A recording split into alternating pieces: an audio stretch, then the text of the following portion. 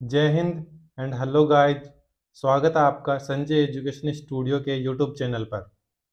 और इस वीडियो में मैं आपको बताने वाला हूँ army DG EME group C की भर्ती के बारे में, जिसका नोटिफिकेशन 2024 में आया था और फॉर्म भरना अभी चल रहे हैं और लास्ट डेट 17 जनवरी 2025 है। मैं आपको बताने वाला हूँ कि आपको कैसे ऑफलाइन फॉर्म भरना है और इसकी डेट कब से कब तक होगी। आप फॉर्म को भर पाएंगे 17 जनवरी 2025 तक। इस वीडियो के अंदर बहुत ही अच्छे तरीके से, सही तरीके से फॉर्म को भरकर आपको लाइव दिखाया जाएगा और अच्छे से बताया जाएगा कि आपको कैसे फॉर्म को डाउनलोड करना है, कैसे फॉर्म को भरना है और कौन कौन से डॉक्यूमेंट साथ में लगाने हैं, कौन सा स्टाम्प टिकट लगेगा, छोटे लिफाफे पर कौन सा टिकट लगाना है, बड़े पर कौन सा टिकट लगाना है और फार्म के ऊपर क्या लिखना है। इसलिए आपको वीडियो को पूरा देखना है, कहीं पर भी आपको स्किप नहीं करना है। अगर आपने स्किप किया और मान लीजिए वहीं पर आपका फॉर्म गलत हो गया तो आपका फॉर्म रिजेक्ट भी हो सकता है। पहले मैं आपको फॉर्म को डाउनलोड कैसे करना है ये बता देता हूँ। आपको हमारे यूट्यूब चैनल के डिस्क्रिप्शन में जाना है और वहाँ पर टेलीग्राम चैनल के ऊपर आपको फॉर्म की और नोटिफिकेशन की पीडीएफ मिल जाएगी। ये जो आपको पीडीएफ दिख रही है, ये ऑफिशियल नोटिफिकेशन की पीडीएफ है, जिसके बारे में आप कौन सी पोस्ट के लिए फॉर्म भरना चाहते हैं, कौन सी यूनिट से आपको फॉर्म भरना है, ये सारी चीज़ें इसमें लिखी हुई हैं। यहाँ पर पहले कॉलम में आपको यूनिट के बारे में दे रखा है, सेकंड में दे रखा है ये यूनिट कहाँ पर है, कौन से राज्य में है, थर्ड में पोस्ट के बारे में दे रखा है और आगे दे रखा है कौन सी कैटेगरी से कितनी पोस्ट है। यहाँ से आप ऑफिशियल नोटिफिकेशन से देखकर तय कर लीजिए कि आपको किस पोस्ट से फॉर्म भरना है। चूज करने के बाद में आपको टेलीग्राम चैनल से ये वाला फॉर्म डाउनलोड करना है, जो 3 पेज का है। इसमें पहला पेज जिसमें आपको अपनी डिटेल्स भरनी है, फर्स्ट और सेकंड में आपको अपनी डिटेल भरनी है और थर्ड में आपका एक्नॉलेजमेंट एडमिट कार्ड के बारे में आपको डिटेल्स भरनी है। तो मैं आपको स्टेप बाय स्टेप बताने वाला हूँ कि आपको कैसे फॉर्म भरना है। अब तक आपने वीडियो को लाइक नहीं किया है तो लाइक कर दीजिए और हमसे जुड़ने के लिए चैनल को सब्सक्राइब कर लीजिए। नोटिफिकेशन में आपको 625 वैकेंसी के बारे में दे रखा है, आप नोटिफिकेशन में देख लीजिए आपको कौन सी पोस्ट के लिए आपको फॉर्म भरना है। चलिए शुरू करते हैं कि फॉर्म कैसे भरना है। अब सबसे पहले दे रखा है DAVP एडवर्टाइजमेंट नंबर। जब आप ऑफिशियल नोटिफिकेशन को डाउनलोड करेंगे तो उसमें सबसे जो लास्ट का पेज है उसमें नीचे ही नीचे आपको ये नंबर दिखाई दे रहे हैं CBC 10-103/11/0004/2425। ये आपका फॉर्म का DAVP एडवर्टाइजमेंट नंबर जो आपको इस खाली जगह में भरना है। उसके आप नोटिफिकेशन से फर्स्ट कॉलम में जो यूनिट दे रखी है, जिस भी आप पोस्ट से भर रहे हैं उसी की आपको यूनिट जो है उसको यहाँ पर खाली जगह 2 के नीचे चारों लाइन है इनके अंदर लिखना है। फिर इस साइड में आपको राइट साइड में आप recent passport size photograph of the applicant, यहाँ पर आपको अपनी नई फोटो लगानी है। ध्यान रखिए फोटो के ऊपर आपकी कोई डेट लिखी हुई नहीं होनी चाहिए, date of photo, date of birth, ये चीजें लिखी हुई नहीं होनी चाहिए। फिर आता है आपका फर्स्ट एक नंबर जिसमें आता है post applied for along with unit as mentioned at para 1 of advertisement. Notification से आपने देख लिया कि आपको कौन सी पोस्ट के लिए फॉर्म भरना है और किस यूनिट से वो है। तो जैसे इलेक्ट्रीशियन है तो इलेक्ट्रीशियन में आपको सबसे पहले जो खाली लाइन है उसमें आपको अपनी पोस्ट का नाम लिखना है इलेक्ट्रीशियन। फिर आपको यूनिट आगे उसकी यूनिट लिखनी है जो यहाँ 2 में आपने लिखी थी, सेम ऐसे कैसी आपको यहाँ लिखनी है।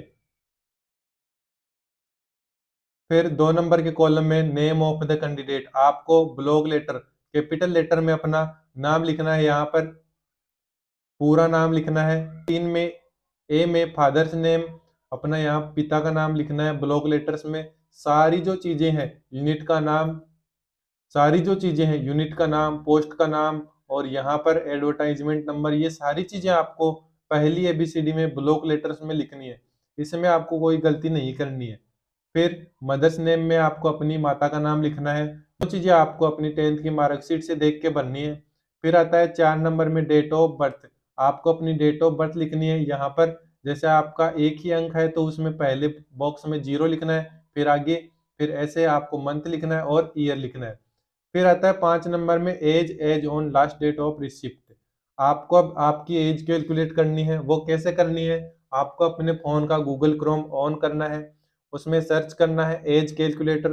फिर उसमें आपको 2 लाइन दिखाई देंगी, जिसमें ऊपर आपको अपनी डेट ऑफ बर्थ भरनी होती है और नीचे वाले जो 3 बॉक्स होते हैं, उसमें आपको ये जो फॉर्म है इसकी लास्ट डेट है वो भरनी होती है।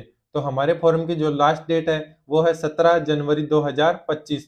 ऊपर आपको अपनी डेट ऑफ बर्थ लिखनी है, नीचे आपको लास्ट डेट लिखनी है। फिर आप जैसे ही ओके करेंगे, कैलकुलेट पे दबाएंगे, तो आपकी ईयर, मंथ और डेज लिखे हुए आ जाएंगे। वो आपको दोनों देख के लिखने हैं। फिर 6 नंबर में आता है नेशनलिटी, तो आपको यहाँ लिखना है इंडियन। फिर आता है 7 नंबर में रिलीजन। फिर आता है 7 नंबर में रिलीजन, तो आप अगर हिंदू है तो हिंदू लिखना है, मुस्लिम है तो मुस्लिम, सिख, ये आपको लिखनी है। फिर 8 नंबर में आता है आपका कॉरेस्पॉन्डेंस एड्रेस। जिस संबंध में आप जिस पते पर रह रहे हैं वो इसमें भरना है। Pin code, state, contact number और ईमेल आईडी। आपको ईमेल आईडी भी ब्लॉक लेटर्स में फर्स्ट एबीसीडी में लिखनी है। फिर आता है आपका 9 नंबर में परमानेंट एड्रेस। अगर आपका अगर आप वर्तमान में अपने परमानेंट एड्रेस पर रह रहे हैं, जैसे कई लोग किराए पर लेके रहते हैं और घर वाले वहीं पर रहते हैं, तो आपको कॉरेस्पॉन्डेंस और परमानेंट अलग-अलग हो जाता है। और अगर आप एक जगह पर रह रहे हैं जहाँ पर आपका जन्म हुआ है, तो आपके दोनों सेम होते हैं। अगर सेम है तो आपको सेम भरना है और अलग-अलग है तो आपको अलग-अलग भरने हैं। फिर आता है 10 नंबर में कैटेगरी। तो आपकी जो कैटेगरी है वो आपको भरनी है। अगर आप जनरल से हैं तो general, SC, ST, OBC, EWS और ईएसएन, जिस भी आप कैटेगरी से बिलोंग करते हैं वो आपको यहाँ भरनी है। फिर आता है 11 नंबर में if applied for the post in physical handicapped category. अगर आप फिजिकली हैंडीकेप्ड, जो दिव्यांग जो लोग होते हैं, अगर आप उस कैटेगरी से फॉर्म भरना चाहते हैं, तो आप यहाँ पर यस लिखिए, वरना आपको नो लिखना है या फिर नॉट अप्लीकेबल एन ए लिखना है। और अगर आप फिजिकली हैंडीकैप्ड हैं तो आपको इसमें अपनी कैटेगरी सेलेक्ट करनी होगी और ये परसेंटेज आपको लिखने होंगे। और अगर आप नो करते हैं तो आप इनमें डैश डैश फिल करेंगे। फिर आता है second page, 12 number, length of combat service. अगर आप एक्स सर्विसमैन है तो आपको इसमें अपनी जो सर्विस है उसके बारे में भरना है। अगर आप सर्विसमैन नहीं है तो आपको इनमें डैश डैश फिल करना है। फिर आता है 13 नंबर का कॉलम, जिसमें लिखा हुआ है एज रिलैक्सेशन रिक्वायर्ड। अगर आपकी एज 18 से 25 है तो आपको इसमें नो लिखना है। और अगर आप 25 से ज़्यादा एज के हैं तो आप नोटिस में देख लीजिए कि आपको कितनी साल की छूट चाहिए और उस हिसाब से आपको यस लिखना है। अगर आप जनरल से हैं और आप 25 साल से ज़्यादा हैं तो आप इस फॉर्म को नहीं भर सकते। ओबीसी और एससी एसटी वाले इस फॉर्म को भर सकते हैं, जिनकी एज 28 और 30 तक है। 28 तक ओबीसी वाले भर सकते हैं और 30 तक एससी एसटी वाले, क्योंकि उनको 5 साल की छूट होती है। फिर 14 नंबर में आता है आपका क्वालिफिकेशन। आपकी योग्यताओं के बारे में आपको लिखना है। फर्स्ट में लिखना है आपको 10th यहाँ पर। फिर यहाँ पर आपने 10वीं कौन से साल में पास की वो लिखना है। फिर आपकी जो बोर्ड है उसके बारे में लिखना है। अगर आप राजस्थान से बोर्ड से हैं तो BSER लिखना है। परसेंटेज लिखने हैं यहाँ पर आपको अपने ग्रेड या फिर डिवीजन लिखनी है। फिर आपको नीचे इसमें 12th के बारे में लिखना है, यही सेम 10th की तरह। फिर अगर आप ITI वाले पोस्ट से फॉर्म भर रहे हैं तो आपको ITI की मार्कशीट के बारे में भी लिखना है। और अगर आपके पास और कोई योग्यता नहीं है तो इनको खाली छोड़ना है। फिर आता है नीचे एक्सपीरियंस के बारे में। अगर आपके पास आपकी पोस्ट एक्सपीरियंस से जुड़ी हुई है कि अगर आप बिना एक्सपीरियंस के नहीं भर सकते और आपके पास एक्सपीरियंस है तो आपको इसमें भरना है। और अगर आपकी पोस्ट के लिए एक्सपीरियंस की कोई ज़रूरी नहीं है तो आपको इनको खाली छोड़ देना है। फिर आता है 15 नंबर में लिस्ट ऑफ इनक्लोजर। जो भी आप डॉक्यूमेंट इस फॉर्म के साथ लगाएंगे उनके बारे में आपको इसमें लिखना होता है। तो ए में सबसे पहले आपको अपनी योग्यताओं के बारे में बताना है। तो सबसे ए में लिखेंगे हम 10th के बारे में। 10th मार्कशीट लिखना है कैपिटल लेटर्स में। फिर बी में लिखना है 12th मार्कशीट।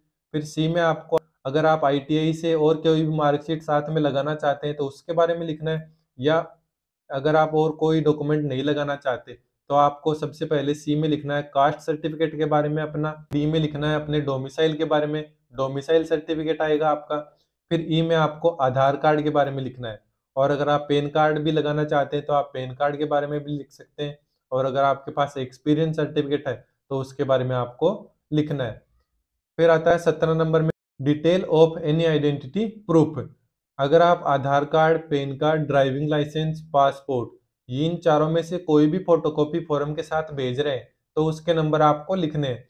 अगर आप आधार कार्ड को भेज रहे हैं तो आधार कार्ड के नंबर लिखने हैं, पैन कार्ड को भी भेज रहे हैं तो पैन कार्ड के भी लिखने हैं, ड्राइविंग लाइसेंस को भेज रहे हैं तो उसके लिखने हैं, और पासपोर्ट के।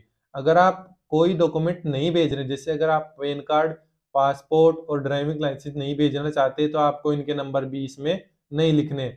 अगर आधार कार्ड भेज रहे हैं केवल तो उसी के नंबर आपको लिखने हैं।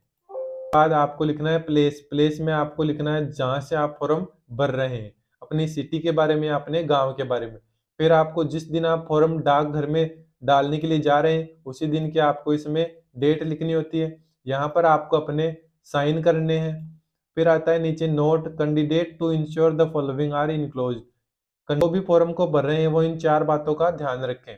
तो कौन कौन सी हैं? फर्स्ट है one self addressed envelope duly affixed with RS5 postal stamp. 5 एक आपको छोटा इनवेलप लेना है जिसके ऊपर 5 रुपए का स्टाम्प लगा हुआ होगा। ये मैं आपको लास्ट टाइम बताऊंगा कैसा आपको लिफाफा लेना है और कैसी स्टाम्प आपके पास होगी। फिर 2 नंबर में self attested photocopies of certificate. जैसे आपने यहाँ 15 नंबर कॉलम में ABCDEFGH जितने कॉलम आपने भरे हैं, मान लीजिए आपने 5F तक ही भरे हैं तो आपको यहाँ लिखनी है 5। अगर आपके पास 6 सीट्स आप भेज रहे हैं तो 6 लिखना है, 7 है तो 7 लिखना है। फिर आता है 3 नंबर पे two self attested photographs name and mother's father's name on the back side of photo.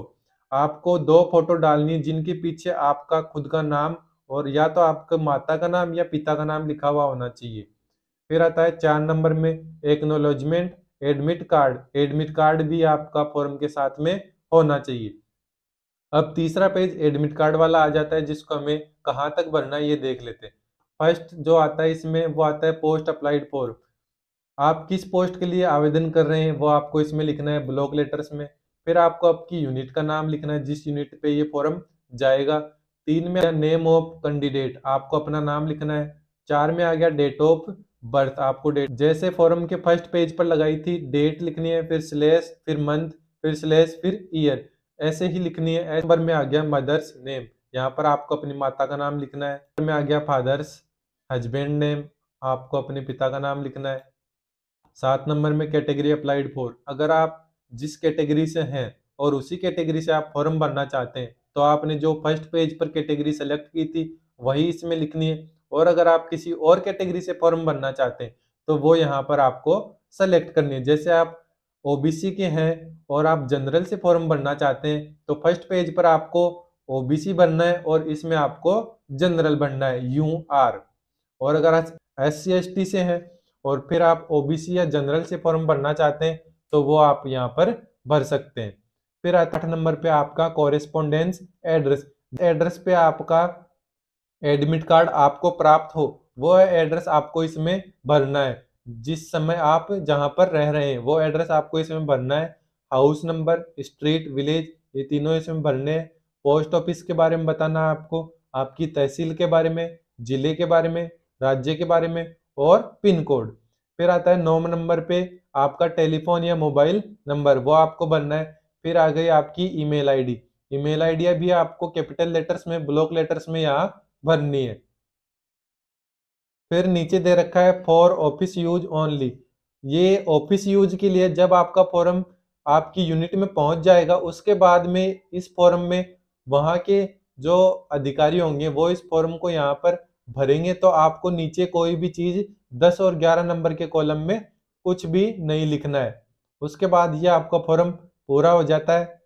अब फॉर्म पूरा होने के बाद आपको अपनी जो फोटोकॉपीज हैं जो आपने फॉर्म में लगानी है वो सारी एक साथ लेनी है और उनके ऊपर अपने साइन करने हैं।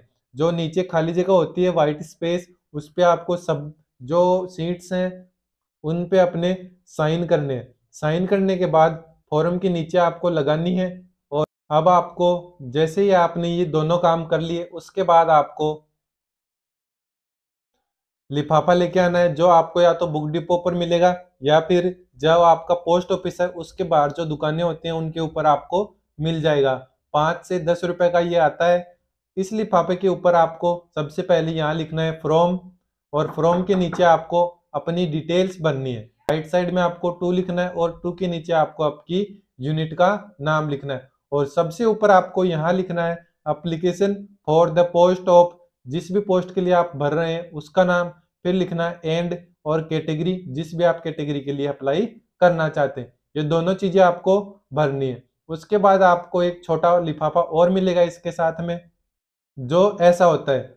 ऐसे लिफाफे के ऊपर आपको यहाँ लिखना है टू, और फिर नीचे आपको अपना एड्रेस लिखना है। अपना एड्रेस लिखने के बाद आप पोस्ट ऑफिस में जाएंगे और एक 5 रुपए का स्टाम्प टिकट लेंगे, लिफाफे पर चिपकाना है। चिपकाने के बाद ये लिफाफा और आपके डॉक्यूमेंट दोनों चीजें आपको फोल्ड करके इस बड़े वाले लिफाफे के अंदर डालनी है और फिर इसको चिपका देना है। चिपकाने के बाद आपको पोस्टमैन से पूछना है कि इस लिफाफे को इस एड्रेस पर भेजने के लिए आपको कितने रुपए का स्टाम्प लगाना होगा। कई 10 रुपए का लगवाते हैं और कोई 20 रुपए का लगवाता है। तो आप ऐसा ना करें, पहले पोस्टमैन से पूछ ले ताकि आपका फॉर्म जल्दी से जल्दी पहुंच जाए। उनसे पूछने के बाद आप इसके ऊपर स्टाम्प टिकट को लेकर चिपकाएंगे और फिर पोस्टमैन को दे देंगे। ये थी पूरी डिटेल्स आपको फॉर्म कैसे भरना है। अगर फिर भी आपका कोई डाउट रह जाता है एज से जुड़ा हुआ, आपकी किसी पोस्ट से जुड़ा हुआ, किसी यूनिट से जुड़ा हुआ, और भी जरूर से, तो आप कमेंट करके हमें पूछ सकते हैं। आशा करता हूँ आपको जानकारी समझ में आई होगी। फिर भी अगर आपका कोई डाउट रह जाता है तो कमेंट जरूर कीजिए, और ऐसे ही इंफॉर्मेटिव वीडियोज के लिए हमारे चैनल को सब्सक्राइब कर लीजिए।